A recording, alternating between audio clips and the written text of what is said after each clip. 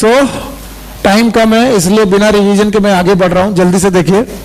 हमारे पास दूसरा टाइप का रिप्रोडक्शन है, it is known as sexual reproduction.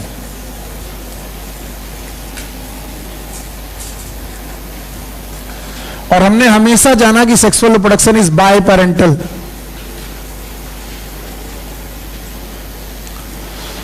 Bye parental का मतलब है वहां पर एक मेल इन्वॉल्व होगा और एक फीमेल, यानी मेल और फीमेल एक भी बॉडी में हो सकते हैं, अलग अलग बॉडी में भी हो सकते हैं, तब भी उसे क्या बोला जाएगा? By parent. कई बार लोग बोलते हैं सर ये बताइए अर्थवर्म के केस में जहां पर गोनेड्स और ओवरी एक ही साथ हैं सर, क्या ये यूनिपेरेंटल है कि बाय पेरेंटल? बाय पेरेंटल, क्योंकि इसमें मेल गैमीट और फीमेल गैमीट दोनों ही बन रहे, बस सेक्सुअल डाइमॉर्फिज्म दिखनी चाहिए, चाहे वो एक बॉडी में हो चाहे अलग। कंडीशन का नाम बाय पेरेंटल। और एक बार बाय पेरेंटल कंडीशन हो जाए उसके बाद क्या बनेंगे? गैमीट्स। तो अब बेटा ध्यान से सुनो, 1.25 घंटे ही पढ़ना है इसलिए पूरा कंसंट्रेशन यही लगाना। और गैमीट बनने के बाद गैमीट का क्या होगा? फर्टिलाइजेशन होगा, और फर्टिलाइजेशन होने के बाद बनेगा जाइगोट और उससे बनेंगे एम्ब्रियो, और जिनमें क्या होगा? वेरिएशन। फिर से बोलो। और इनके बच्चों में अगर वेरिएशन आ गया तो इन बच्चों को क्या बोलेंगे? क्लोन के ऑपोजिट। तो हम लोग अपने मम्मी पापा की एग्जैक्ट कॉपी हैं क्या? क्या हमारी मम्मी पापा से हम में वेरिएशन है? अच्छा, हमारे मम्मी पापा दो लोग इन्वॉल्व थे, गैमीट बने थे, फर्टिलाइजेशन हुआ था, तब हम लोग जाइगोट के रूप में इस दुनिया में आए थे, और हम में क्या है? वेरिएशन। और हम अपने मम्मी पापा के लिए क्या है? ऑफस्प्रिंग। मैंने बोला था सेक्सुअल रिप्रोडक्शन जो है ये एक स्लो प्रोसेस है कि फास्ट? अच्छा बताओ, ये सेक्सुअल कैसा था? ये कैसा है? स्लो है। और आपको बताया था ये एक इलैबोरेट प्रोसेस है। कैसा? बहुत इलैबोरेशन है इसमें। तीसरा ये कैसा प्रोसेस है? कॉम्प्लेक्स। और क्या कॉम्प्लेक्सिटी है वो मैंने बताई थी कि दुनिया में कोई भी बंदा सेक्सुअल रिप्रोडक्शन कर रहा होगा 3 बातें जरूर होंगी, याद है? क्या वो गैमीट बनाएगा? क्या उसका फर्टिलाइजेशन होगा? क्या उसमें ऑफस्प्रिंग बनेगी? गैमीट बनेगा तो प्रोसेस का नाम प्री फर्टिलाइजेशन। फिर से बोलो, ये मैं पिछली क्लास में पढ़ा चुका हूं। गैमीट बनने की प्रक्रिया का नाम, और गैमीट के फ्यूज होने का, और उसके बाद एम्ब्रियो से ऑफस्प्रिंग बनने का। तो बताओ ये प्रोसेस इलैबोरेट है, और इलैबोरेट होकर के 3 मुख्य इवेंट करता है। बताओ 3 मुख्य इवेंट के नाम बता पाओगे? नंबर 1 शाबाश, number 2, number 3 post fertilization. So there will be pre fertilization, fertilization and post. और किसी से भी पूछो कि प्री फर्टिलाइजेशन में क्या होगा, बताएगा? क्या होगा बताओ? गैमीट बनेंगे। और फर्टिलाइजेशन में क्या होगा? गैमीट फ्यूज होंगे। और बताओ पोस्ट फर्टिलाइजेशन में क्या होगा? ऑफस्प्रिंग। खैर, मैंने बोला था इस दुनिया में जो लोग भी सेक्सुअल रिप्रोडक्शन कर रहे हैं उनके पैटर्न डिसिमिलर है कि सिमिलर? कोई नहीं पड़ गया? डिसिमिलर कि सिमिलर? चाहे प्लांट हो, चाहे एनिमल हो, चाहे कॉकरोच हो, चाहे कोई भी हो, अगर सेक्सुअल रिप्रोडक्शन कर रहा है तो बताओ कितने इवेंट्स करेगा? 3। Number 1, number 2 fertilization. पक्का? तो सेक्सुअल रिप्रोडक्शन करने वाले लोगों के इवेंट्स अलग होंगे कि सेम होंगे? और हमने बोला था कि उनकी जिंदगी में फेज ऑफ लाइफ भी सेम। आज हम लोग फेज ऑफ लाइफ को डिटेल में पढ़ते हैं, पहले फेजेस ऑफ लाइफ को ध्यान से समझने की कोशिश करते हैं। चलिए, जो मैंने आपको पढ़ाया है उसी को पूछ रहा हूं। क्या आपको लाइफ स्पैन याद है? बहुत बढ़िया, सबको मालूम है सर लाइफ स्पैन क्या होता है। क्या आपको लाइफ स्पैन के बारे में मालूम है? It is a time period from बंदा पैदा हुआ फिर नेचुरली मर गया, बर्थ टू नेचुरल डेथ। अगर मैं बोलूं कि मैं पैदा हुआ हूं और एक दिन मेरी नेचुरल डेथ होगी, बताओ इसमें कोई बात दो राय है? नो, ये तो हो के रहेगा। आप पैदा होते हैं और आपकी नेचुरल डेथ होनी है, लेकिन पैदा होने और मरने के बीच में, वो भी कैसे मरने? अननेचुरल कि नेचुरल? आप 3 मुख्य अवस्थाओं से गुजर जाते हैं, और ये 3 मुख्य अवस्थाएं थी बचपन, जवानी, बुढ़ापा। बताया था मैंने। बस इन्हीं को हम लोग साइंटिफिक में कुछ और नाम देते हैं। जैसे बर्थ की पहली फेज है जुवेनाइल फेज। बोलो क्या नाम है? जुवेनाइल का मतलब ही होता है बचपन, और प्लांट में इसी को बोलते हैं वेजिटेटिव फेज। बोलो क्या बोलते हैं? वेजिटेटिव। तो पहली फेज का नाम जवाब ही नहीं आता, या फिर तो हमारी पहली फेज बर्थ के बाद, हम बर्थ के बाद सीधे पहली किस फेज में जाएंगे? जुवेनाइल। हिंदी में बोलते हैं बचपन। तो क्या पौधे भी बचपन में जाते हैं? पौधों का बचपन क्या कहलाता है? वेजिटेटिव। और एनिमल का बचपन जुवेनाइल। अच्छा, जब जुवेनाइल बचपन गुजर जाता है तब आता है जवानी, that is known as reproductive phase. Reproductive phase. और जब रिप्रोडक्टिव फेज ओवर होने लगती है, रिप्रोडक्शन की एबिलिटीज खत्म होने लगती हैं, मीनोपॉज आने लगे फीमेल में, मेल बूढ़े होने लगे, तब हमारी फेज आती है senescence, that is known as बुढ़ापा। और बुढ़ापे के बाद जो डेथ आएगी वो कैसी डेथ होगी? Natural death. तो हम पैदा हुए और तीन मुख्य अवस्थाओं से गुजरे, बोलो कौन कौन? Juvenile phase. जुवेनाइल फेज का दूसरा नाम वेजिटेटिव, दूसरा, तीसरा सेनेसेंस। और अगर कहीं पर भी कोई कमी रह जा रही है तो अपने दिमाग को समझाओ, अरे कोई बात नहीं, पहला बचपन, दूसरा जवानी, तीसरा बुढ़ापा। आपको यकीन नहीं होगा लेकिन पौधों में भी होता है बचपन, जवानी, बुढ़ापा। जो लोग भी इस दुनिया में सेक्सुअल रिप्रोडक्शन कर रहे हैं, कैसा रिप्रोडक्शन? उनकी जिंदगी में क्या ये तीनों फेज आएंगी?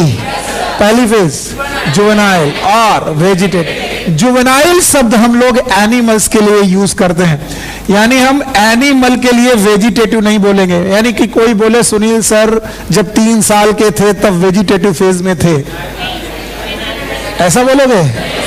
नहीं बोलोगे। क्या बोलोगे? जुवेनाइल।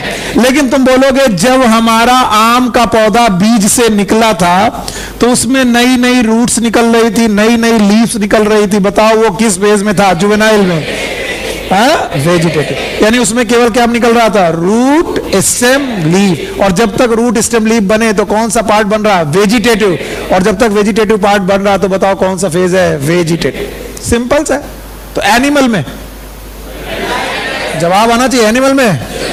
प्लांट में, प्लांट के बचपन का नाम वेजिटेटिव फेज, और दोनों के बचपन का, दोनों की जवानी का नाम और दोनों के बुढ़ापे का नाम सेनेसेंस। तो बताओ हम पैदा होने से मरने के बीच में कितनी अवस्थाओं से गुजरते? तीनों याद रहेंगी? पहला, दूसरा, तीसरा, पक्का? आओ पहले हम एक एक करके पढ़ते हैं। सबसे पहले पढ़ते हैं व्हाट इज जुवेनाइल फेज, फिर हम लोग रिप्रोडक्टिव फेज पढ़ लेंगे, फिर सेनेसेंस पढ़ लेंगे। तो हम लोग एक एक करके पढ़ते हैं। व्हाट इज जुवेनाइल और वेजिटेटिव फेज? जुवेनाइल और vegetative phase is a time period. जैसे मैं टाइम पीरियड लिखता हूं, बच्चों को रोटा-रटाई डेफिनेशन आ जाती है। Time period from birth to natural death है, वो क्या था? घबराओ मत, आराम से कहो, रिलैक्स रहो, कोर्स पूरा होगा। हम लोग 4 महीने के अंदर एनसीईआरटी 2 को खत्म करते हैं, 5 महीने के लिए एनसीईआरटी 1, 5, 4, 9 महीने चाहिए हैं हमारे पास, कितने? 5। तो हम क्या कर रहे हैं? डबल काम कर रहे हैं। तो हमें कोई डर नहीं है कोर्स कंप्लीट होने का, है? कर लेंगे? बिलीव है? बस तुम लोग आते रहो, मैं कर दूंगा। लेकिन ऐसे हड़बड़ी में नहीं करना कि हर हम जल्दी जल्दी खाओ फिर उल्टी कर दो, ऐसे नहीं करना। खुद चबा चबा के खाएंगे, स्वाद ले लेकर। तो जब कोई पूछे बचपन क्या है तो क्या बोलोगे? सर बचपन एक समय अवस्था है, एक क्या बोलते हैं, काल है, एक समय है। क्या समय है? It is a time period from birth to attainment of sexual maturity. जब तक कि हम सेक्सुअल मैच्योरिटी को अटेन ना कर लें तब तक के समय का नाम है बेटा, तब तक के समय का नाम है सर जुवेनाइल फेज या फिर वेजिटेटिव फेज। बहुत सिंपल सी कहानी है। आप जब पैदा हुए आप जुवेनाइल फेज में थे, लेकिन फीमेल में मीनार्की स्टार्ट हुई। क्या स्टार्ट हुई? मीनार्की, फर्स्ट मेंस्ट्रुअल साइकिल। बताओ मेंस्ट्रुअल साइकिल स्टार्ट होने के पहले तक क्या है? जुवेनाइल। मेल में टेस्टोस्टेरोन सिक्रीट होने लगे, क्या? तो बताओ टेस्टोस्टेरोन सिक्रीट होने के पहले तक जुवेनाइल। तो ये दोनों हार्मोन, चाहे एस्ट्रोजन हो चाहे प्रोजेस्टेरोन हो, किस बात की बात करते हैं? Sexual maturity. और जब तक हमारी सेक्सुअल मैच्योरिटी नहीं आई तब तक हम कहां पर हैं? बचपन। तो भैया बहुत बढ़िया, it is a time period from birth to attainment of sexual. तो बोलते हैं सर सेक्सुअल मैच्योरिटी का अटेनमेंट कैसे पता चलेगा? हमें कैसे पता चलेगा कि बंदा सेक्सुअली मैच्योर हो गया, बचपन खत्म हो गया इसका? तो बोलते हैं ये समझने के लिए तुम्हें प्लांट और एनिमल को अलग अलग पढ़ना पड़ेगा। प्लांट में सेक्सुअल मैच्योरिटी का कुछ मतलब है और एनिमल में सेक्सुअल मैच्योरिटी का कुछ और मतलब है। बोलते हैं प्लांट में जो सेक्सुअल मैच्योरिटी है वो भी एंजियोस्पर्म में। किसमें बेटा? वैसे तो प्लांट आप जानते हो 5 होते हैं, याद है आपको? किसी को याद नहीं है? याद है? बोलो, algae, bryophyta, pteridophyta, gymnosperm, angiosperm. पक्का? तो बताओ हम मैं किसकी बात कर रहा हूं? एंजियोस्पर्म। और एंजियोस्पर्म इस दुनिया में क्या करने आए हैं? फ्लावरिंग। फिर से बोलो। तो जब तक फ्लावरिंग चालू ना हो, वो बताओ किसमें? जुवेनाइल में। तब पढ़ आएंगे फिर हम, जुवेनाइल में कि वेजिटेटिव में? तो जब तक उसमें फ्लावर ना निकले, बताओ उसका क्या चल रहा है? बचपन। और बचपन का नाम वेजिटेटिव। अगर फ्लावर निकल आया गुरु, ये कौन सा फेज हो गया? बताओ, जो वेजिटेटिव की रिप्रोडक्टिव? रिप्रोडक्टिव। तो बताओ flowering is the sign of बताओ किसका? Sexual maturity in plant. और वो भी सारे प्लांट की एंजियोस्पर्म। इसमें कहीं किसी को दिक्कत हो बता दो। अभी मैं एनिमल की सेक्सुअल मैच्योरिटी अलग से दिखाऊंगा, अभी मैं केवल प्लांट पढ़ा रहा हूं। तो पहले तो मुझे डेफिनेशन चाहिए। जितने लोग भी डेफिनेशन बता देंगे मुझे सही लगेगा। पहले तो डेफिनेशन चाहिए, what is life span? Time period from birth to attainment of sexual maturity. It's a time period from birth to. अच्छा, बर्थ के बाद कितनी अवस्थाएं दिख रही हैं? तीनों दिख रही हैं। पहला, दूसरा, तीसरा। जुवेनाइल का दूसरा नाम? हाँ, क्या यही बचपन है? बचपन पौधों में भी है, एनिमल में भी है। सुपर, शाबाश। तो बचपन दोनों लोगों में है। तो बचपन की डेफिनेशन क्या है? It is a time period from birth to attainment of sexual maturity. पक्का? बताओ पौधों में, वो भी एंजियोस्पर्म में, सेक्सुअल मैच्योरिटी का साइन क्या है? फ्लावर। हाँ, शाबाश। तो अगर फ्लावरिंग आ जाए तो बताओ बचपन चल रहा कि खत्म हो गया? और क्या आ गई? जवानी। जवानी मतलब रिप्रोडक्टिव। पक्का? तो आओ फ्लावरिंग को बहुत अच्छी तरीके से समझते हैं कि फ्लावरिंग कैसे कैसे होती है इस दुनिया में और फ्लावरिंग क्या होती है। ध्यान से समझना, फ्लावरिंग इस दुनिया में 2 प्रकार की होती है। एक तो कंडीशन होती है that is known as monocarpic condition, और दूसरी कंडीशन है पॉलीकार्पिक।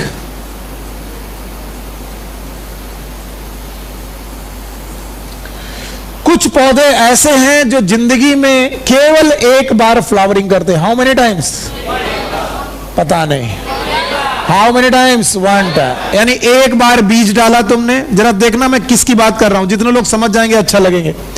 एक बार उनमें पत्तियां निकली, एक बार उनके फ्लावर निकले, उनमें सीड बने, बालियां बनी, और फिर ये पीले पड़ गए, इन्हें काट लाए। गेहूं। किसी ने बोला? क्या बोला? गेहूं। राइस, धान। हाँ भाई, गेहूं, चावल, ये सब जिंदगी में कितनी बार फ्लावरिंग करते हैं? एक बार। फिर तो बोलो, क्योंकि इनकी पूरी लाइफ साइकिल 1 साल की है, एनुअल। बोलो कैसे? तो बताओ कितने सीजन जिंदा रहेंगे? 1। और जो 1 सीजन जिंदा रहेंगे उनका नाम? और एनुअल लोग कैसे हैं? फ्लावर वंस इन लाइफ में केवल एक बार फ्लावरिंग करते हैं, वो लोग हैं मोनोकार्पिक। कोई एग्जांपल बताए? बोलो कौन? वीट, दूसरा राइस, तीसरा मेज।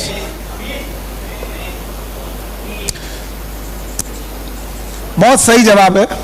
वीट, राइस, मेज जिंदगी में कितनी बार फ्लावरिंग करते हैं? एक बार। तो इसका मतलब इनमें एक बार बचपन, एक बार जवानी और एक बार बुढ़ापा आता है। किसमें? प्लांट में।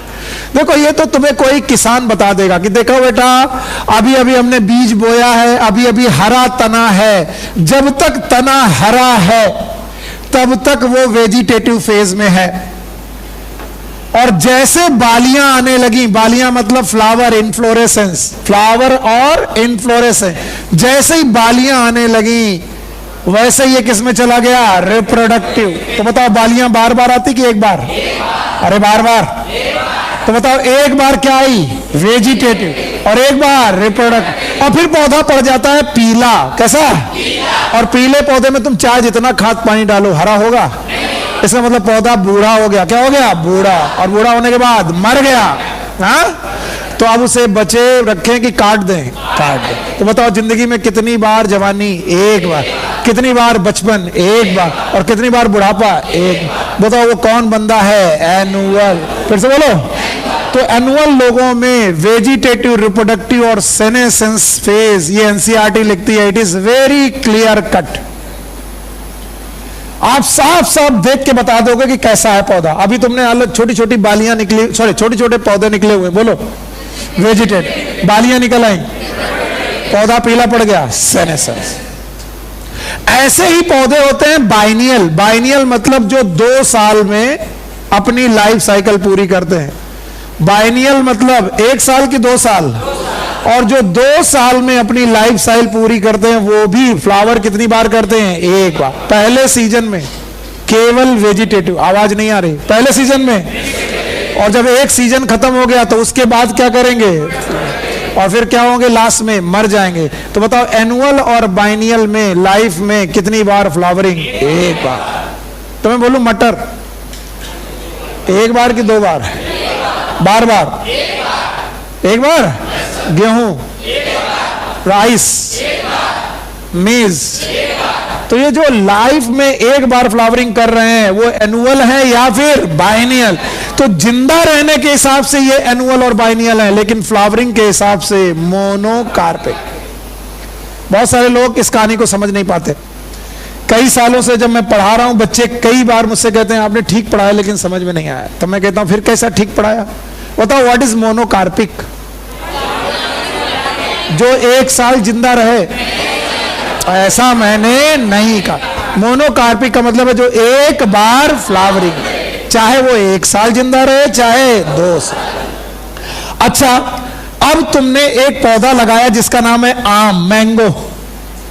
आम का पौधा पहले 2-3 साल तक तो फ्लावरिंग ही नहीं करेगा, वो केवल 2-3 साल तक ग्रीन रहेगा और उसमें फ्लावरिंग नहीं आएगी। बताओ 2-3 साल तक कौन सी फेज? वेजिटेटिव। हाँ, वेजिटेटिव फेज चलेगी, और फिर 2-3 साल के बाद उसमें अचानक फ्लावरिंग आएगी। जैसे ही फ्लावरिंग आएगी उसका कौन सा फेज चालू? रिप्रोडक्टिव। हाँ, और भैया रिप्रोडक्टिव के बाद वो सेनेसेंस में जाएगा नहीं। इस साल के बाद अगली साल फिर से क्या करेगा? रिप्रोडक्टिव। फिर से करेगा रिप्रोडक्टिव, फिर से करेगा। बोले पगला गए होगा, एक बार में नहीं छक रहे हो। देखो वेजिटेटिव, रिप्रोडक्टिव, सेनेसेंस, और तुम बार बार वेजिटेटिव से रिप्रोडक्टिव, रिप्रोडक्टिव, रिप्रोडक्टिव। इसका मतलब तुम एक बार फ्लावरिंग कर रहे हो कि मैनी टाइम? इसका मतलब यू मोनोकार्पिक की पॉलीकार्पिक? और ऐसे लोग 1 साल जिंदा रहेंगे कि बहुत साल? बहुत साल। ऐसे लोगों को बोलेंगे पेरिनियल। बोलो क्या? जो बहुत सालों तक जिंदा रहे। जवाब नहीं आता। जो बहुत सालों तक जिंदा रहे, जो बार बार फ्लावरिंग करें, पॉलीकार्पिक। तो बताओ जो पॉलीकार्पिक है उनमें बचपन, जवानी, बुढ़ापा क्लियर कट है कि नहीं है? नहीं है। पता ही नहीं चल पा रहा कब वेजिटेटिव कब रिप्रोडक्टिव, बार बार रिप्रोडक्टिव, बार बार रिप्रोडक्टिव। लेकिन इनको देखो, जो लोग एक बार वेजिटेटिव, एक बार रिप्रोडक्टिव, एक बार सेनेसेंस, उनमें तीनों फेज क्लियर कट। यस और नो? अगर ये बात आपको समझ में आ रही है तो मैं आगे कुछ चीजें समझाने की कोशिश करूंगा। ऑल्दो तुम लोगों ने लिखा कि नहीं लिखा, मैं इसे मिटा रहा हूं। एक बार मेरे साथ चार्ट बनाओ। बताओ भाई, प्लांट्स के केस में जब मैं फ्लावरिंग की बात करता हूं तो बताओ फ्लावरिंग कितने प्रकार की? जो तुमने सीखा वही बताओ। बोलो कितने प्रकार की? 2। एक कौन? शाबाश मेरे बच्चे, मोनो। इसका मतलब ये 1 साल जिंदा रहेंगे। मोनोकार्पिक का मतलब 1 साल। यही है ब्यूटी तुम्हारी कि तुम बात को बहुत अच्छी से समझ जाते हो। एक बार फ्लावरिंग करेंगे, जिंदा वो कितना भी रहे हमसे मतलब, और जो बार बार फ्लावरिंग करेंगे दे आर पॉलीकार्पिक। क्या ये पॉलीकार्पिक है? तो बताओ कितने प्रकार के? दो। एक कौन? मोनोकार्पिक और एक। तो फ्लावर वंस, अगर मैं बोलूं flower once in life, flower once in life, and flower every year, लगभग हर साल फ्लावर करते हैं, दे आर पॉलीकार्प। अब मैं जो पूछूं वो बताना, अगर तुम बता दोगे तो मैं समझ जाऊंगा। बताओ मोनोकार्पिक कौन लोग? एनुअल, और एनुअल मतलब एक साल की 2 साल, और बाइनियल मतलब ये 2 साल में 2 बार फ्लावरिंग, ये 1 साल में, ये 2 साल में। बहुत बढ़िया। और बताओ क्या ये लोग पेरिनियल हैं? पेरिनियल मतलब 1 साल की बहुत साल, सालों साल जिंदा रहते। एक पेड़ लगाओ 10 साल 25 साल तक जिंदा रहेगा और हर साल फ्लावरिंग करेगा। तो बहुत साल जिंदा रहना, हाँ, और बहुत बार फ्लावरिंग करना, पॉलीकार्प। और अब देखो ट्विस्ट, एक भाई साहब हैं, इनका नाम है बैम्बू, बांस का पौधा। देखो 2 कहावतें बहुत बहुत ज्यादा प्रचलित हैं। एक तो ईद का चांद हो गए, तो बोलते हैं यार बहुत दिन बाद मिले, ईद का चांद हो गए। और हमारे गांव में एक कहावत है, बांस का फूल हो गए। बांस का फूल, what it means? Bamboo plant को तुम आज लगाओ और बैम्बू प्लांट के हरे पौधे 50 से 100 साल तक खड़े रहेंगे, और तुम इस इंतजार में हो आज फ्लावरिंग होगी। 50 से 100 सालों तक खड़े रहेंगे, फ्लावरिंग नहीं होगी, और अचानक एक दिन 50 से 100 सालों बाद इनमें फ्लावरिंग होगी। और जैसे ही फ्लावरिंग होगी उसके बाद ये पौधा पीला पड़ने लगेगा। बताओ बांस जनरली तुमने हरे देखेंगे, पीले, हरे पीले बांस पूरी कोठी में, पूरे बांस के ग्रुप में बहुत कम पाए जाते हैं। और जिसमें पीला पड़ गया वो क्या कर चुका है? फ्लावरिंग। और फ्लावरिंग कितने साल बाद? 50 से 100। अब मैं क्वेश्चन पूछता हूं, बताओ बंबू मोनोकार्पिक की पॉलीकार्पिक? क्या बंबू एनुअल है? बाइनियल है? बताओ ये बंबू कैसा है? पेरिनियल। तो ये जी कैसे रहा है? 50 से 100 सालों तक जिंदा है, लेकिन फ्लावरिंग कितनी बार? एक बार। वैसे जो पेरिनियल है उन्हें पॉलीकार्पिक होना चाहिए, जो एनुअल है बाइनियल है उन्हें मोनोकार्पिक होना चाहिए। ये उल्टा ही है। ये है कैसा? भूल गए। है कैसा? पेरिनियल। और है कैसा? मोनोकार्पिक। तो बताओ फ्लावरिंग में कैसा है? मोनोकार्पिक। एक बार नहीं टर्म बोलो, फ्लावरिंग में शाबाश, फ्लावरिंग में मोनोकार्पिक, लेकिन बेटा जिंदा रहने में पेरिनियल। जबकि रूल ये कहता है कि जो पेरिनियल है उन्हें क्या होना चाहिए? और ये है क्या? पेरिनियल। इसे होना क्या चाहिए? पॉलीकार्पिक। लेकिन है ये कैसा? मोनोकार्पिक। एनीवन इन क्लास जो इस क्वेश्चन का जवाब दे सके, व्हाई इट इज सो?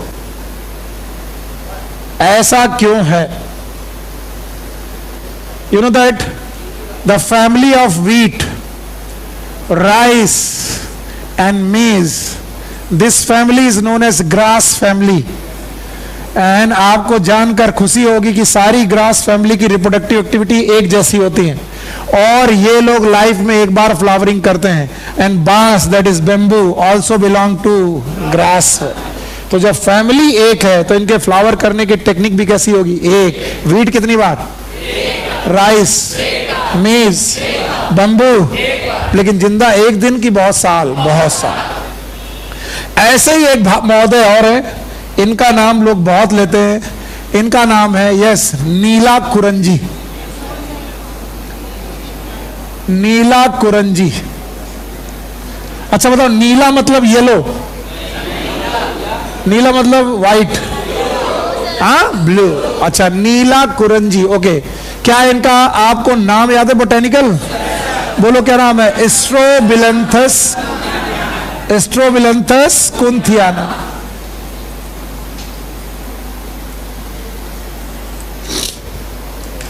इनका बोटेनिकल नाम है एस्ट्रोबिलंथस कुंथियाना, और इनके पौधे का नाम है नीला कुरंजी। जैसे मैंगो माने अमरूद, आम। अच्छा, नीला कुरंजी स्ट्रोबिलंथस कुंथियाना। ये स्ट्रोबिलंथस कुंथियाना नाम का जो पौधा है, ये बेटा हिली एरिया में पाया जाता है, हिली एरिया। और ये hilly area of south India. मैं इसे हटा दूं? पक्का? ये साउथ इंडिया के हिली एरिया में पाया जाता है। साउथ इंडिया में केरला, कर्नाटका और तमिलनाडु।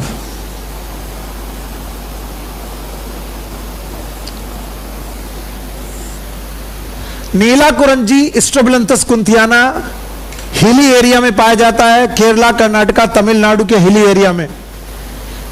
और याद रखना कि ये 12 साल में एक बार फ्लावरिंग करता है। Flower once in 12 year.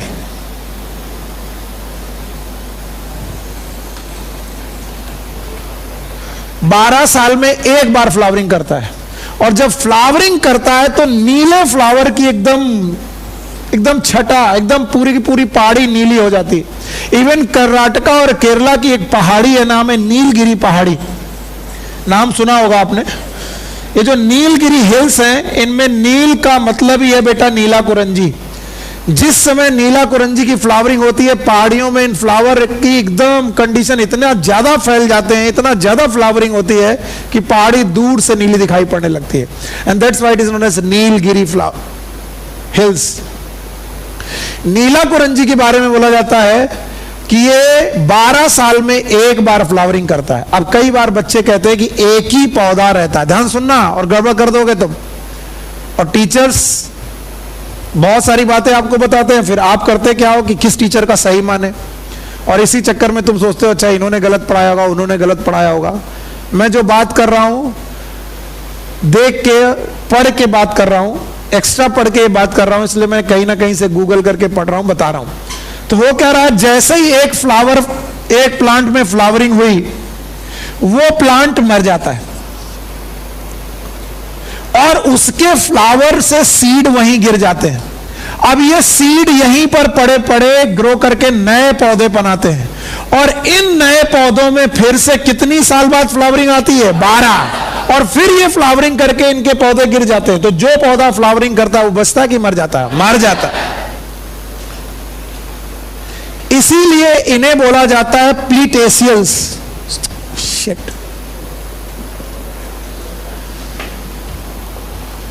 ध्यान से। नीला कुरंजी के बारे में बोला जाता है they are plietesials. They are also known as interval bloomers. एक पर्टिकुलर इंटरवल के बाद ये ब्लूम करते हैं।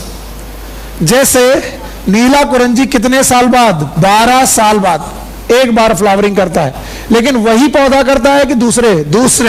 तो बताओ, यहां पर जो फ्लावरिंग होगी वो इंडिविजुअल फ्लावरिंग होगी, मास फ्लावरिंग? हाँ, मास फ्लावरिंग। बहुत सारे फ्लावर मिलेंगे। याद रखना, पिछली बार इन्होंने कहा, एनसीईआरटी कहती है, मैं नहीं कह रहा हूं, क्योंकि आपके पास जो एनसीईआरटी है उसको रिवाइज नहीं किया गया है। तो इन्होंने बोला पिछली बार, यस, कब फ्लावरिंग हुई? 2006, अकॉर्डिंग टू एनसीईआरटी। एनसीईआरटी के अकॉर्डिंग जो सबसे पिछली बार फ्लावरिंग हुई वो 2000 अक्टूबर नवंबर, हाँ इट इज सितंबर अक्टूबर 2006 में फ्लावरिंग हुई थी। पर ये भूल गए कि इनको किताब लिखे हुए 12 साल हो चुके हैं। तो अब जो नई किताब आनी चाहिए उसमें लिखना चाहिए कि यस इसमें 12 जोड़ो तो यस ये सच है। आप चाहो तो गूगल कर लो, ये गूगल महाराज हैं, इनको गूगल कर लो और पता लगाओ कि रीसेंट फ्लावरिंग कब हुई।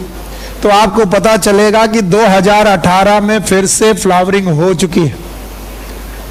ओके, तो अब अगर पूछा जाए कि रीसेंट, सबसे रीसेंट में कब फ्लावर किया नीला कुरंजी? 2006 क्या? 2018। और क्या लिखोगे? सितंबर अक्टूबर। कर्नाटक में एक गांव है, मैं थोड़ा ज्यादा पढ़ लिया इसलिए पढ़ा दे रहा हूं। कर्नाटक में एक गांव है, it is known as Bidar. वहां पर यह फ्लावरिंग 1 साल डिले रहती है। यानी जब पूरी नीलगिरी पहाड़ी 2006 में फ्लावरिंग कर रही थी, तो बीदर में 2007 में फ्लावरिंग हुई थी। और इसीलिए बीदर में अब की बार 2019 में फ्लावरिंग हुई थी। यानी एग्जैक्ट 12 ईयर। ऐसा नहीं कि यहां पर 2018 है तो इन्होंने 1 साल शिफ्ट कर लिया। No, how many years? 12 year. अब बताओ अगली बार कब फ्लावरिंग होगी? 2030। भगवान करे आप डॉक्टर बन जाओ, शादी वगैरह हो जाए, तुम घूमने फिरने जाओ। एक पहाड़ी है, नाम है ऊटी। ये साउथ इंडिया की पहाड़ी है। इन्हीं में से केरला, कर्नाटका, तमिलनाडु। आप लोग जाइए, घूमिए, डॉक्टर बन जाइए, बड़े डॉक्टर बन जाइए, खूब पैसा कमाइए और जाइए बताइए, और फिर वहां से मुझे फोन करना, मेरा नंबर ये है। और बोलना कि सर अब हम नीला कुरंजी की फ्लावरिंग देख रहे हैं। कब? 2030 में, 31 में। तो तुम बीदर जाओगे, आइटम में हो। सब लोग पहाड़ी जाएंगे, एक गांव जाएंगे। तो बताओ नीला कुरंजी कितनी साल में एक बार? अब कोई बताए नीला कुरंजी इस पॉलीकार्पिक की मोनोकार्पिक? डरो मत, बोलो।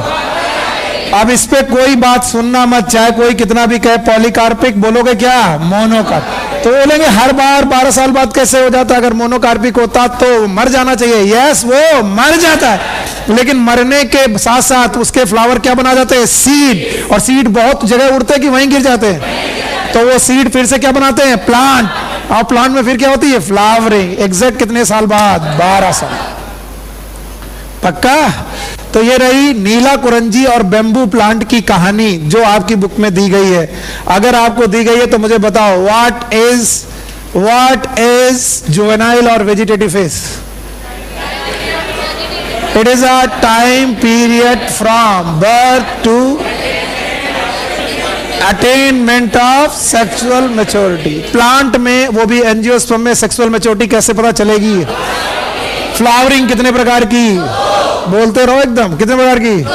लाइफ में एक बार, बार बार, एनुअल, बाइनियल, पेरिनियल, पॉलीकार्पिक। कोई पेरिनियल बताओ जो मोनोकार्पिक हो। कितने साल में? 50 से 100 साल। अच्छा बताओ, नीला कुरंजी याद है? 12 साल में। पिछली बार कब फ्लावर हुआ? 2006, 2018। पक्का? अगली बार कब होगा? 2030। ठीक, वेरी गुड, शाबाश। अब ध्यान सुनो, आपने भाई साहब बर्थ देखी, बर्थ के बाद अपना पहला फेज जी लिया जिसका नाम है जुवेनाइल। नो, इसका नाम है वेजिटेटिव। बिल्कुल शांत रहो। वेजिटेटिव। और वेजिटेटिव को पता लगाने का तरीका है फ्लावरिंग। मैं यहां फ्लावर बना दे रहा हूं। अगर फ्लावर होने लगे, कौन से फेज ओवर? वेजिटेटिव। यानी बर्थ से लेकर फ्लावरिंग तक पौधों में क्या चलेगा? वेजिटेटिव। फ्लावर होने लगा तो रिप्रोडक्ट। फिर से बोलो। अब बोलते सर ये तो माना कि प्लांट का वेजिटेटिव फेज क्या होता है, समझ में आ गया, पर सर हमें यह नहीं समझ में आ रहा कि जुवेनाइल फेज को कैसे पता करेंगे कि कैसे जुवेनाइल फेज खत्म हुआ और रिप्रोडक्टिव आया। What is juvenile phase? बचपन क्या है? बोले सबको मालूम है बचपन क्या है, लेकिन हमें सर डिफरेंट एनिमल्स में बचपन की कहानी समझाओ कि डिफरेंट एनिमल्स का बचपन कैसे पता चलेगा खत्म हो गया। वैसे तो एनिमल बहुत है, पूरे एनिमल किंगडम में कितने फाइलम हैं? 11। एक एल्गी, एक, अच्छा एक कौन? पोरीफेरा।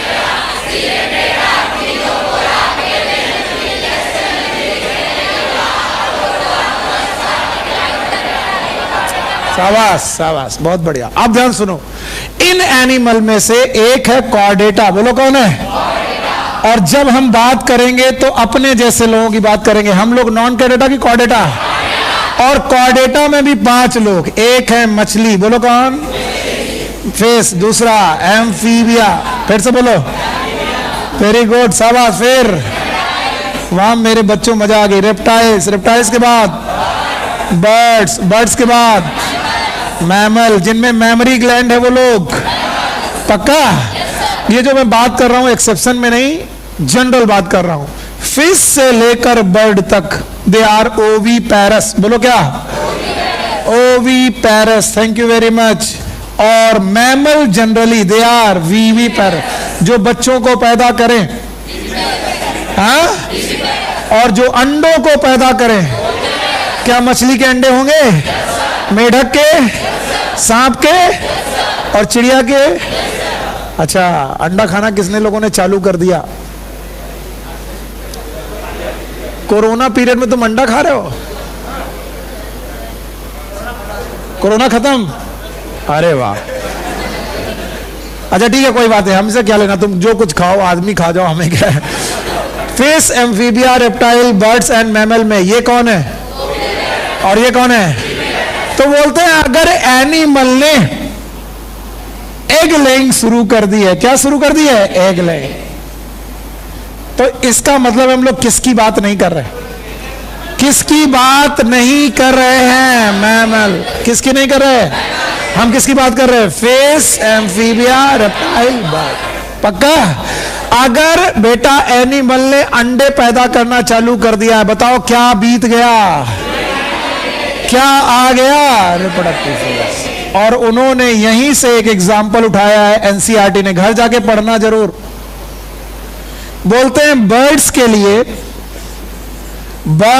लिए egg laying is nothing but, egg laying is a way of reproduction. अब कुछ खुरापाती बच्चे हैं जो यहां से निकलने के बाद मुझसे क्वेश्चन पूछते हैं और मुझे आती गुस्सा। बोले ठीक है सर, फीमेल तो समझ में आ गई, एग लेइंग, मेल कैसे करेगा? इस टाइप के क्वेश्चन मुझसे पूछना नहीं, इनके जवाब कुछ होते नहीं है, ये केवल बकवास है। बस याद रखना, एग लेइंग अगर स्टार्ट हो गई है तो बताओ कौन सी फेज चालू हो गई है? रिप्रोडक्टिव। कौन सा फेज खत्म हो गया? हाँ? पक्का? अच्छा, बड़ा हम हंसी आ रही थी,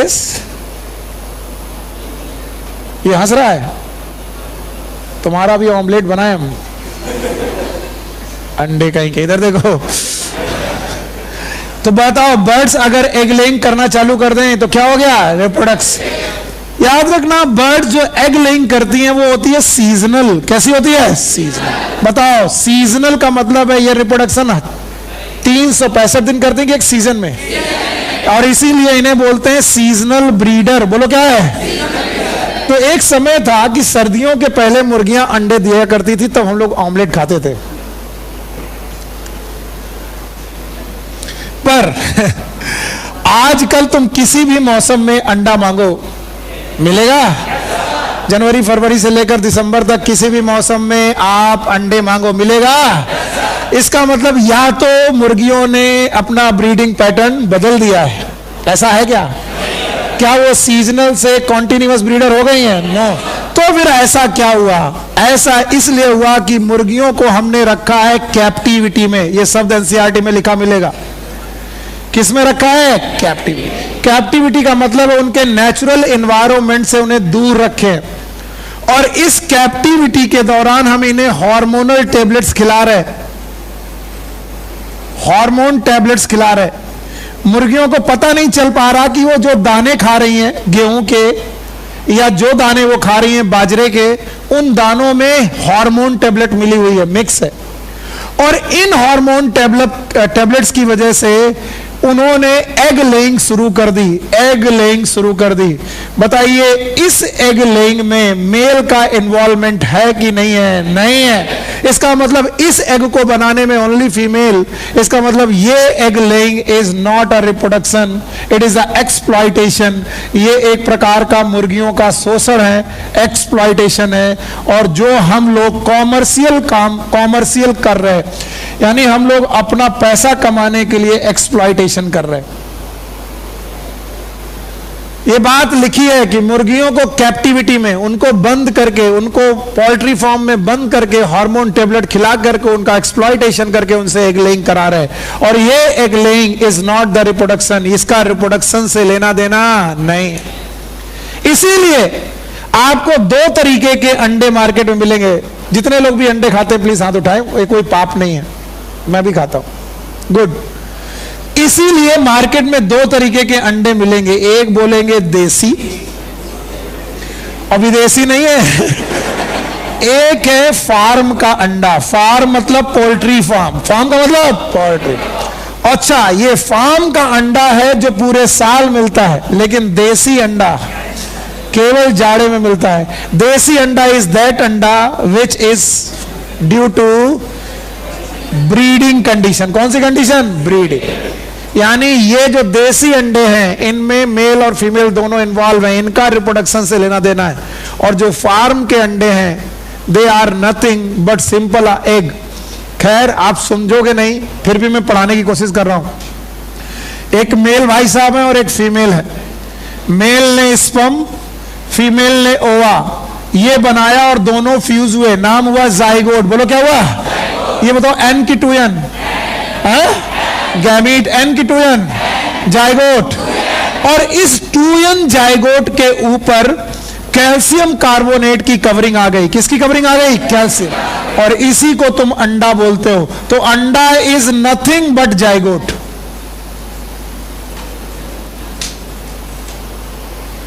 जो अंडा आप खा रहे हो वो क्या है? जाइगोट। और जाइगोट किससे बनेगा? मेल और फीमेल दोनों से। पर अगर केवल फीमेल एग बनाए और मेल का स्पर्म फ्यूज ना हो और इसमें कैल्केरियस कवरिंग आ जाए, तो बताओ ये वाला अंडा जाइगोट है कि बेटा ओवम है? अब बताओ, देसी और फार्म वाले अंडे में कौन ओवम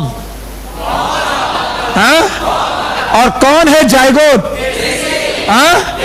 और कई लोग कहते हैं कि हे भगवान, तुमने इस अंडे को खा लिया और तुमने जीव हत्या कर दी। बेवकूफो, ये अंडा कभी चूजा बनाने वाला, क्योंकि ये जाइगोट।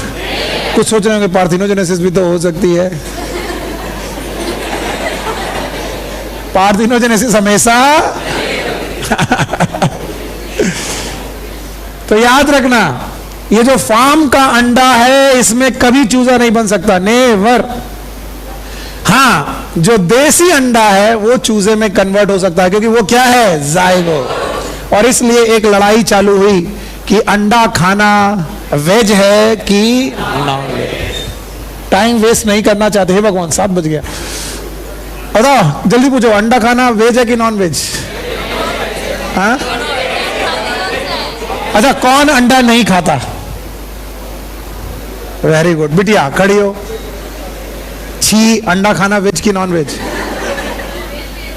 वेज भी है नॉन वेज भी है, इससे कौन सी तरकारी बनेगी? ए प्लीज डोंट माइंड, मेरा मजाक करने का तरीका है। You like my little sister, मैं छोटी बहन के साथ भी ऐसे मजाक करता हूँ, पूरा मत मानना, ठीक है? ओके, बताओ। वेज में इंक्लूड कर सकते हैं। और वो और जो जाइगोट वाला है,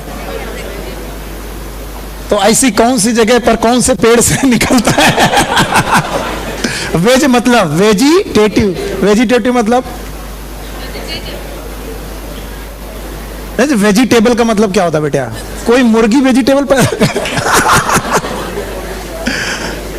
ये प्लीज, बहुत सारे लोगों को कोई आंसर ये नहीं मालूम है, बहुत सारे लोगों को इसका आंसर नहीं मालूम है। हाँ बताओ बताओ बताओ। अच्छा, किसी अंडा खाने वाले से पूछते हैं। हाँ बिटिया, ये अंडा क्या मुर्गा खा जाए? खड़े हो खड़े, ये सब बकवास है। देखो, पहली बात तो बेइज्जती उनकी होती जिनकी क्या हो, और जब तक हम सेलेक्ट नहीं हुए इज्जत, तो कोई डर तो नहीं लग रहा बाद में बैठे रोए मेरी बेइज्जती कर दी, बदतमीज कहेंगे, खड़ूस तू और काला हो जा। अंडा खाना वेज की नॉन वेज? फंस जाओगे तुम, इसका जवाब ही नहीं दे पाओगे, कोई नहीं दे पाया, साइंटिस्ट नहीं दे पाए, क्योंकि अंडा is a cell, whether it is zygote और ओवम।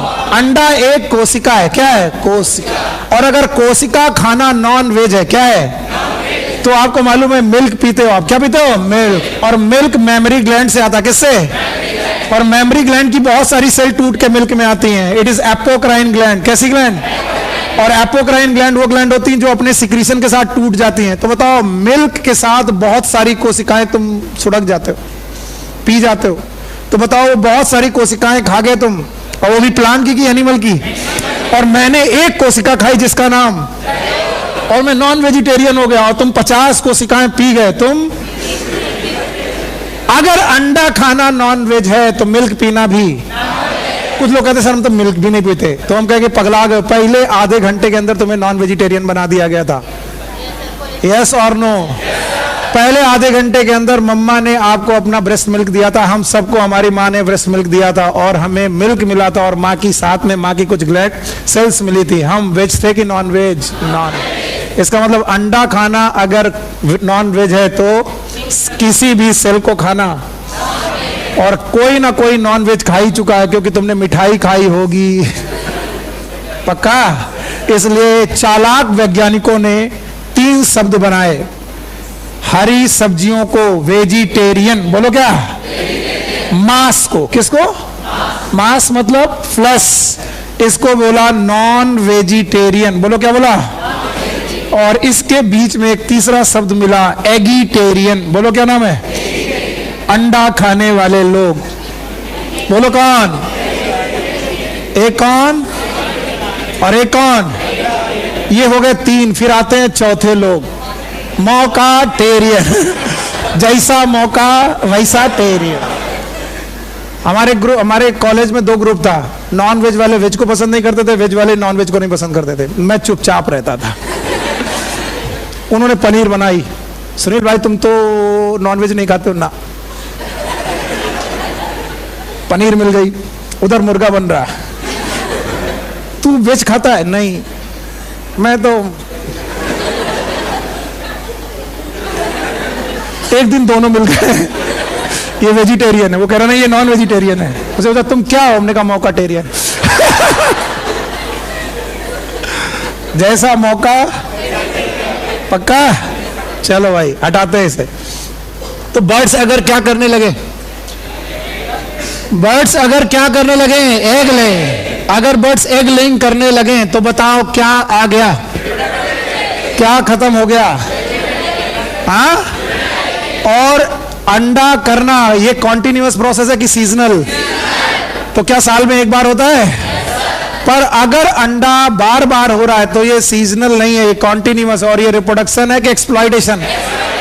क्या तुमने मुर्गियों का शोषण करना चालू किया है पैसा कमाने के लिए? और ये नेचर में कर रहे हो कि कैप्टिविटी? और इस कैप्टिविटी का नाम क्या है? Poultry farm. किसी ने पूछा what about the mammals? Sir mammals में कैसे पता चलेगा कि कब उनका जुवेनाइल फेज है और कब उनका रिप्रोडक्टिव फेज आया? हम सब मैमल्स हैं, हम एगलिंग नहीं करते कि भाई अंडा देना लगे भाई अब तो भाई तुम जुवेनाइल खत्म हो गया, ऐसा नहीं। हमें पता करना पड़ेगा कि हमारे केस में क्या है। हमारे केस में एक साइकिल है, इस साइकिल को हम लोग बोलते हैं रिप्रोडक्टिव साइकिल। Reproductive cycle. तो सबसे पहले रिप्रोडक्टिव साइकिल की डेफिनेशन सुनो। Reproductive cycle are the cyclical changes. Cyclical changes, ऐसे चेंजेस जो बार बार बॉडी में हो। साइक्लिकल चेंजेस, बार बार चेंज होने वाली चीजें को बोलते हैं cyclical changes. These are the cyclical changes occurs in, कहां कहां होते हैं? These are the cyclical changes, they occur in, okay, ovary, बोलो कहां पर? And uterus, बोलो कहां पर? And fallopian tube, बोलो कहां पर? fallopian। ये क्या है? ये तो these are the cyclical changes occurs in ovary,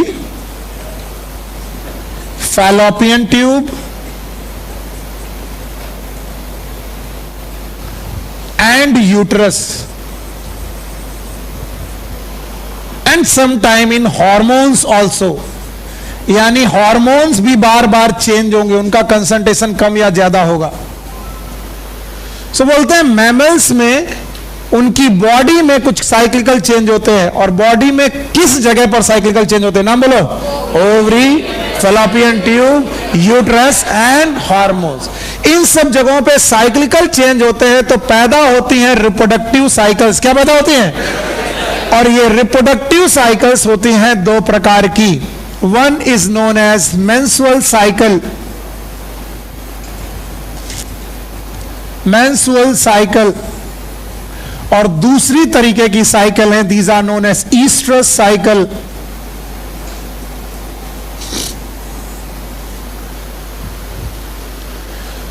याद रखना, मैमल इस दुनिया में बेसिकली, वैसे तो बहुत प्रकार के हैं, बहुत प्रकार के, जब मैमल आपको डिटेल में पढ़ाया जाएगा तो बहुत पढ़ाया जाएगा।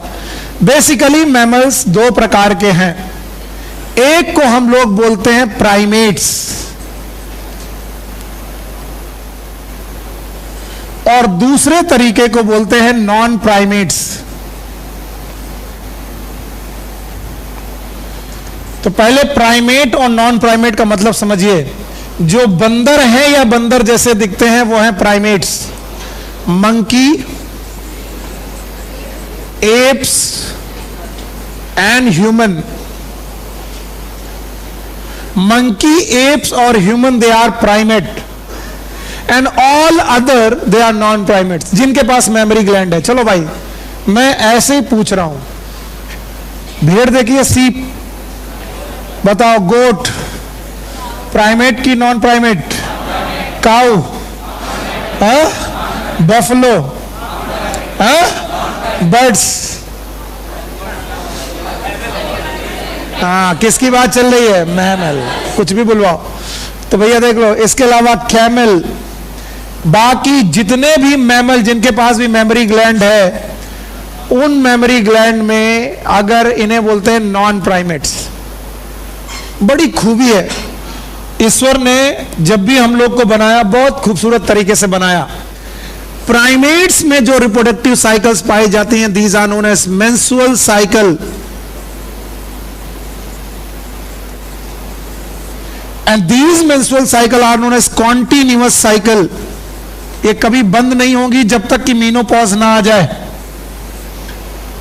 इसीलिए monkey, ape and human, they are continuous breeder. हमारी ब्रीडिंग के कोई मौसम नहीं है, they we are the continuous breeders.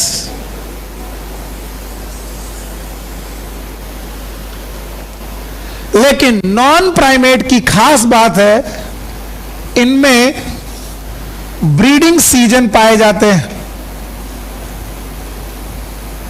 क्योंकि ये सारी साइकिल्स जिन्हें हम लोग ईस्ट्रस साइकिल बोलते हैं, दीज आर सीजनल साइकिल्स। अब मैं आपसे पूछूं, क्या आपने डॉग के बच्चों को एक पर्टिकुलर मौसम में देखा है? यस। इसका मतलब वो रिप्रोडक्शन पूरे साल करते हैं कि एक पर्टिकुलर मौसम में? इसी तरीके से डॉग एक मैमल है, लेकिन उसके ब्रीडिंग सीजन है, क्योंकि उसके पास कौन सी साइकिल है? ईस्ट्रस। बोलो कौन सी? तो बताओ, ईस्ट्रस साइकिल वाले लोग कॉन्टिन्यूअस ब्रीडर होते हैं कि seasonal breeder? They are the seasonal breeder. और वहीं पर बेटा जो प्राइमेट्स होते हैं, दे आर कॉन्टिन्यूअस ब्रीडर। कैसे ब्रीडर हैं? तो सर आप ये सब क्यों पढ़ा रहे हो हमें? Because it is given in NCERT, और एनसीईआरटी हमें यह बताना चाहती है कि मैमल्स में अगर क्या चालू हो जाए, फिर से बोलो, या फिर तो समझो बचपन खत्म, रिप्रोडक्टिव चालू। समझ में आया? तो याद रखना,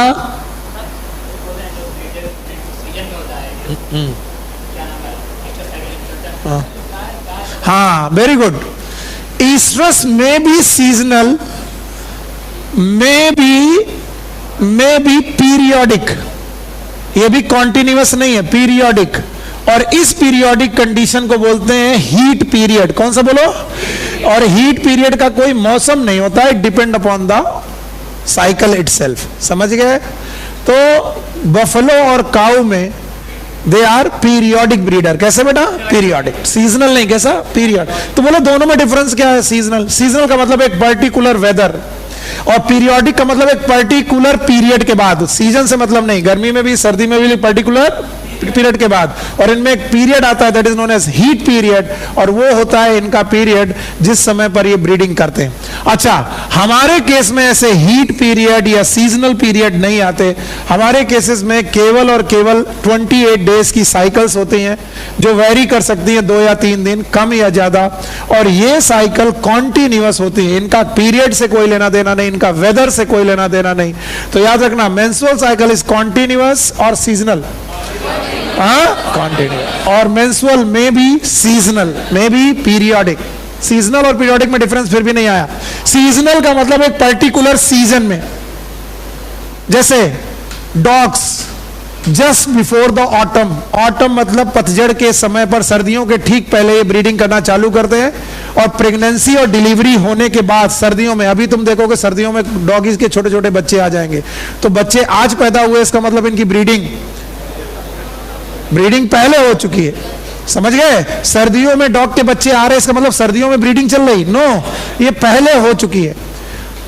और पीरियोडिक का मतलब है ये गर्मियों में भी एक पर्टिकुलर पीरियड के बाद, सर्दियों में भी एक पर्टिकुलर पीरियड के बाद, लेकिन हर महीने नहीं। जबकि ये लोग हर मंथ में 28 डेज साइकिल में 14वां दिन किसका होता है? ओव्यूलेशन का, और वो किसी भी पीरियड पे डिपेंड नहीं करता, मौसम पे depend, and that's why this is known as continuous breeder, they are known as seasonal breeder. फिर भी नहीं आया तो बाय बाय करो और जवाब दो मुझे। बताओ, मैमल में मेंस्ट्रुअल साइकिल, मेंस्ट्रुअल साइकिल केवल मैमल में रिप्रोडक्टिव साइकिल है। रिप्रोडक्टिव साइकिल कितने प्रकार की? एक कौन? दूसरा बताओ, क्या इनमें साइक्लिकल चेंज आएंगे? 4 जगह पर। बेटा बोल दो, बोलो कौन? Ovary, fallopian tube, uterus, hormone. बोलो कौन? Ovary, fallopian tube, uterus, hormone. पक्का? साइकिल के नाम याद है? बोलो। ईस्टर साइकिल होगा, मेंस्ट्रुअल साइकिल होगा। मैमल कितने प्रकार के? एक कौन? प्राइमेट। दूसरा कौन? Monkey, app, human. बाकी सब, तो जो बाकी सब है वो क्या करेंगे? Easter cycle. मैं बाकी प्राइमेट। तो मेंस्ट्रुअल साइकिल में कोई मौसम, पीरियड? पक्का? अच्छा बताओ, क्या ईस्टर साइकिल 2 प्रकार की होंगी? एक कौन? सीजनल, और एक पीरियड। क्या इनमें एक हीट पीरियड आएगा? यस। इतना सिंपल सी बात है। अब फिर से एक बार जरा इसको देखो, अब तुम्हें समझ में आ जाएगा। अब बिल्कुल तुम भूलने वाले नहीं हो। बताओ, क्या आपको मालूम है बर्थ हुआ था? और क्या आपको मालूम है एक दिन डेथ होगी? और डेथ कैसी होगी? Natural death. जब नेचुरल डेथ होगी तो हम इसे मानेंगे लाइफ स्पैन पूरा हुआ। और बताओ, इसके बीच में क्या 3 अवस्थाएं मिलेंगी? बोलो, पहला बचपन, दूसरा जवानी, तीसरा बुढ़ापा। शायद आप बता दो। पहला phase that is known as juvenile. Animal में क्या बोलेंगे? और प्लांट में? बिल्कुल सही जवाब है, एकदम सही जवाब है। दूसरा फेज, दूसरा रिप्रोडक्टिव है। और रिप्रोडक्टिव फेज को जानने के लिए सब में एक जैसा कि अलग अलग? अलग अलग। प्लीज बता देना, तभी समझ जाए। प्लांट में? प्लांट में फ्लावरिंग कितने प्रकार की? Number 1 monocarpic, number 2 annual, biennial, perennial. कोई पेरिनियल है जो मोनोकार्पिक है? बोलो कौन? Very good. क्या कोई 12 साल में भी फ्लावरिंग करता है? बोलो कौन? पक्का? अच्छा बताओ, बाकी एनिमल में रिप्रोडक्टिव को जानने के 2 तरीके हैं, या तो एग लेइंग या तो साइकिल। कौन सी साइकिल? अगर एग लेइंग शुरू हो गई तो कौन सी फेज ओवर? जुवेनाइल। कौन सी चालू? Reproductive. Egg laying is continuous और सीजनल? सीजनल। क्या कॉन्टिन्यूअस भी एग लेइंग हो सकती है? पर क्या वो रिप्रोडक्शन होगा कि एक्सप्लॉयटेशन? एक्सप्लॉयटेशन, कॉमर्शियल एक्सप्लॉयटेशन होगा। फिर इसके बाद साइकिल कितने प्रकार की? 2। एक कौन? मेंस्ट्रुअल। दूसरा कौन? Monkey, app, human. मेंस। और बचा कौन? बाकी प्राइमेट की non primate? Non primate. Menstrual की स्ट्रेस, स्ट्रेस, या तो सीजनल या तो period. Now the third one is senescence. Sir senescence क्या होता है? मान लिया सर बचपन क्या होता है, जुवेनाइल समझ लिया, रिप्रोडक्टिव समझ लिया, what is senescence? Any question? Okay, senescence को हिंदी में बोलते हैं बुढ़ापा। And now what is senescence? It is the end of the reproductive phase. Senescence is nothing but end of reproductive phase. अगर आप बोलोगे सर हमें कैसे पता चले कि रिप्रोडक्टिव फेज ओवर हो गई है, ह्यूमन में पता चल सकता है, फीमेल में बोलो क्या? मीनोपॉज। फिर से बोलो। तो बताओ, menopause is the first sign of senescence. तो menarche was the first sign of reproductive. Menstrual cycle शुरू हुई, मेंस्ट्रुअल साइकिल खत्म हुई, सेनेसेंस चालू, सेनेसेंस फेज चालू। बोलते हैं ह्यूमन में फीमेल तो मीनोपॉज कर देती है, लेकिन मेल क्या करते हैं? They have the concomitant changes. अब आप पूछेंगे सर कॉन्कोमिटेंट चेंजेस क्या है? बोलते हैं उम्र के साथ साथ होने वाले चेंजेस को बोलते हैं कॉन्कोमिटेंट चेंजेस। जैसे झुर्रियां पड़ना, एजिंग,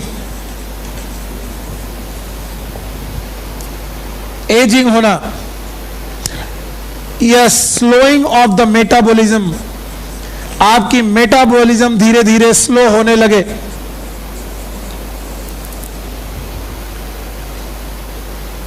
बुढ़े बहुत तेज भागते हैं, दौड़ते हैं, स्लो चलते हैं, इसका मतलब मेटाबॉलिज्म उनकी बॉडी क्या करे? स्लो।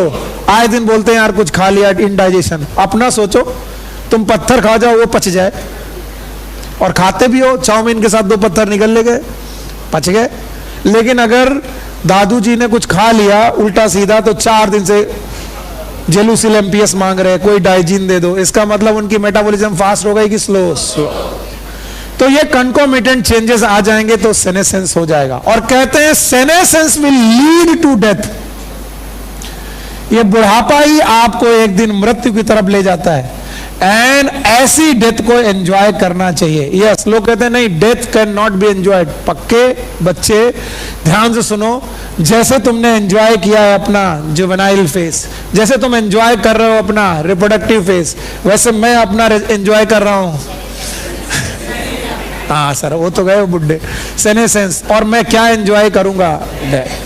बिकॉज ये एक पीरियड है, ये एक बात है जो हो करके ही रहेगी। जो इस दुनिया में पैदा हुआ है वो एक ना एक दिन मरेगा। इतना पढ़ा लेने के बाद वो ध्यान देते हैं आपको कि भैया बचपन से कोई भी बंदा डायरेक्ट जवानी में नहीं कूद सकता, और जवानी से डायरेक्ट बंदा कोई बुढ़ापे में नहीं कूद सकता। तुम सुनील सर के बारे में नहीं बता सकते कि ये जवान है कि बूढ़े हैं, पता नहीं क्या है, ना बूढ़े दिख रहे ना जवान दिख रहे हैं, क्या दिख रहे? तो बोले जाएगा कि बचपन और जवानी के बीच में एक ट्रांजिशन फेज आती है। क्या आती है? Transition. This is known as first transition, and इसे बोलते हैं किशोरावस्था।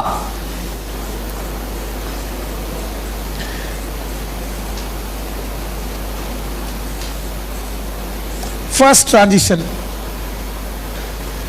और जवानी से बुढ़ापे के बीच में दूसरी ट्रांजिशन फेज आती है, second transition, and this is known as प्रौढ़ावस्था।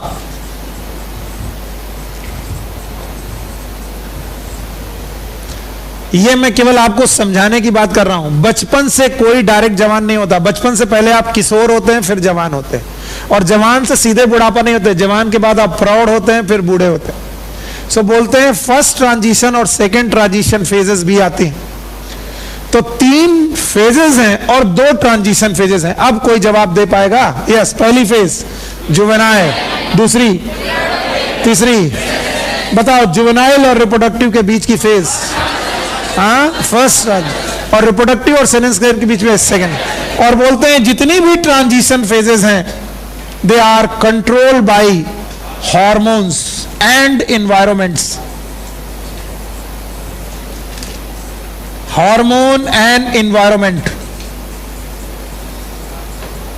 Although ये मैं केवल आपके नॉलेज के लिए बोल रहा हूं, अगर कोई बात बुरी लगे तो आपको अपने टीचर को माफ कर देना। मैं बुरा लगने के लिए नहीं समझा रहा हूं, आपको केवल सिखाना चाहता हूं।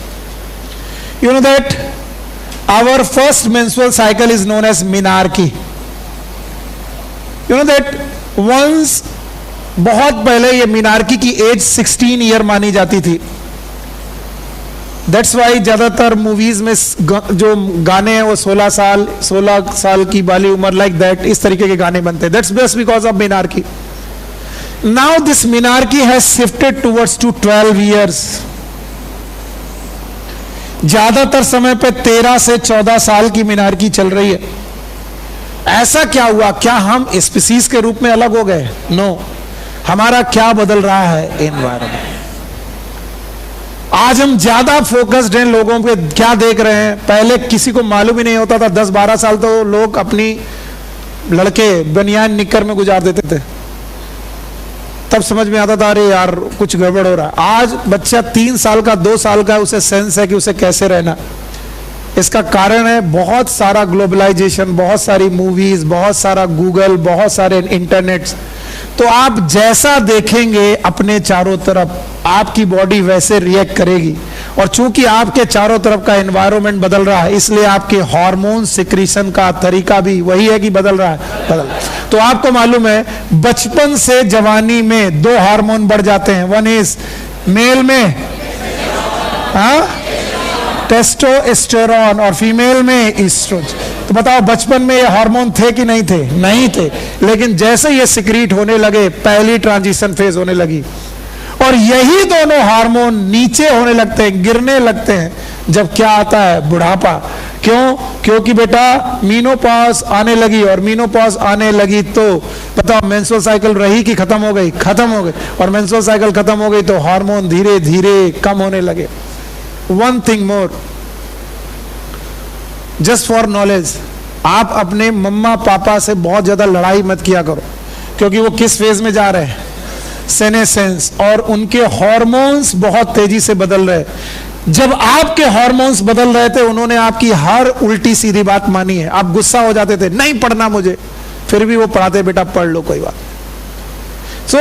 वैसे ही जब माँ बाप बूढ़े होते हैं, आपको लगता है माँ बाप झक्की हो गए। झक्की नहीं हो गए, उनके हार्मोनल चेंजेस उनकी बॉडी के हिसाब से रिएक्ट नहीं कर पा रहे। आप भी झक्की हुए थे जब आप पहली ट्रांजिशन फेज में हुए थे, पर तब आपके मम्मी पापा ने ये कह के मना दिया था बच्चा है कोई बात। और आप कह रहे हो इतने बूढ़े हो गए, तुमको अकल नहीं, कहां बैठना कहां नहीं बैठना। ये अक्सर मैंने देखा है। और लोग अपने माँ बाप को घरों से उठाकर वृद्धा आश्रम में छोड़ रहे हैं। सही है गलत है? नहीं। आप डॉक्टर बन जाओगे तो ऐसा करोगे? करोगे?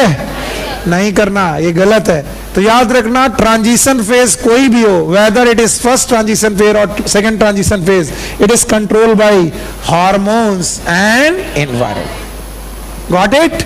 चलो अब उसे खत्म करो और जवाब दो। जितने लोग अब देख रहे हैं वही देख रहे हैं। बोलो, बर्थ से नेचुरल डेथ। कितनी अवस्थाएं?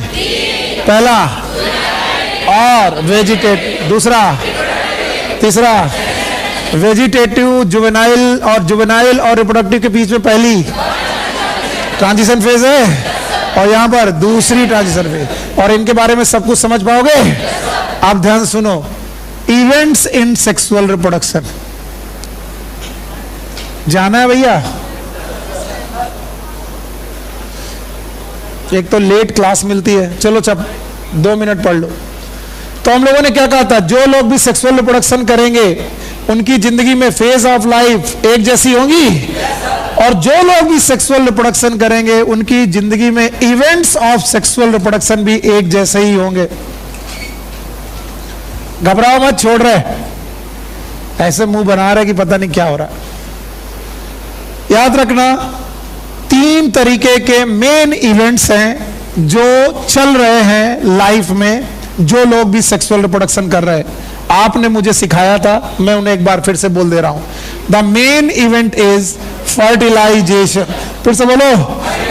अगर मेल और फीमेल गैमीट फ्यूज ना होते तो कंडीशन बाय पेरेंटल ना होती। भूल गए? सेक्सुअल रिप्रोडक्शन की पहली बात, एक बंदा इन्वॉल्व होना चाहिए कि दो का मतलब एक मम्मा भी इन्वॉल्व हो और पापा भी। अगर मम्मा पापा दोनों इन्वॉल्व हो तो पापा इन्वॉल्व होंगे थ्रू स्पर्म और मम्मा थ्रू ओवा। तो मम्मा पापा इन्वॉल्व होकर क्या बनाएंगी? जायगोट। क्या ये जायगोट हम हैं? हमें बनाने के लिए मदर फादर इन्वॉल्व हुए, मतलब एक लोग की दो लोग, कंडीशन बाय पेरेंटल। और बाय पेरेंटल बेटा किस बात से श्योर है, गैमीट बनाने से कि फ्यूज होने से? इसका मतलब main event is fertilization. Fertilization के पहले प्री फर्टिलाइजेशन, शाबाश सब बच्चा। और फर्टिलाइजेशन के बाद तो जो लोग भी इस दुनिया में सेक्सुअल रिप्रोडक्शन करने आए हैं, क्या वो 3 इवेंट करेंगे? पहला प्री फर्टिलाइजेशन, दूसरा फर्टिलाइजेशन, तीसरा। और आपको नहीं लगता कि फर्टिलाइजेशन में गैमीट मिल रहे हैं, तो गैमीट बने होंगे पोस्ट फर्टिलाइजेशन में? पोस्ट फर्टिलाइजेशन में कि प्री में? इसका मतलब प्री फर्टिलाइजेशन में 2 बातें हुई होंगी। One is known as gametogenesis. बोलो क्या नाम है? What is gametogenesis? Formation of gamete. एक गैमीट बना पाकिस्तान में, एक बना हिंदुस्तान में। बताओ क्या ये फर्टिलाइजेशन कर लेंगे? नो। इसका मतलब फर्टिलाइजेशन के पहले, गैमीटोजेनेसिस के बाद आपको ट्रांसफर भी करना पड़ेगा, and that is known as gamete transfer. बोलो क्या नाम है? अब बोल दो इतना, बताओ कितने इवेंट्स? 3। नंबर 1 प्री फर्टिलाइजेशन, दूसरा फर्टिलाइजेशन, तीसरा प्री फर्टिलाइजेशन में कितने event? 2। Number 1 gametogenesis, number 2 gamete trans. तो हमें अब क्या पढ़ना चाहिए? गैमीटोजेनेसिस। गैमीट कितने प्रकार के? 2। एक कौन? मेल और एक फीमेल। मेल गैमीट बनेंगे मेल रिप्रोडक्टिव ऑर्गन में, फीमेल गैमीट बनेंगे फीमेल रिप्रोडक्टिव ऑर्गन में। जाना ही है? ठीक है, जाओ। अब लेकिन 6 बजे क्लास चाहिए। अगर 6 बजे से ज्यादा क्लास मिली, मैं उतनी देर बढ़ा दूंगा यहाँ। अगली बार अगर क्लास लेट हुई तो तुम लोग सर से बोल देना कि मैं बढ़ा दूंगा। Take care, good luck, bye bye.